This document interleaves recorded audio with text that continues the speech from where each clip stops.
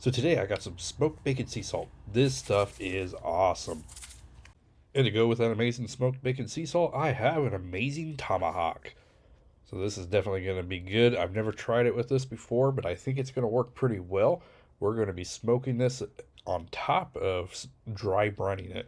And the dry brine is going to help make your steak a little bit more tender. It's also going to add flavor within your steak. Give that a good rub down, get that nice and in there. And then what we're going to do is we're going to stick this in the fridge and we're going to let it sit for at least a couple hours. This is also going to help bring in some of those. It's gonna bring out some of the juices, and then it's gonna pull some of that flavor back in. It's just gonna help make it taste amazing, and it's gonna make it more tender. And with this smoked bacon, I just can't wait to give this a try.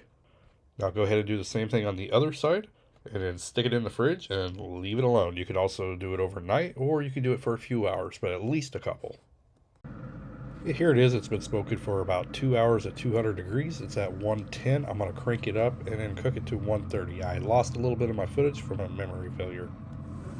It's now at 128 degrees where I want it. It does not look really good. Definitely see that smokiness and everything. Oh, this is going to be great.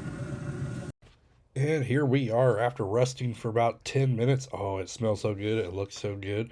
You could smell that nice smokiness.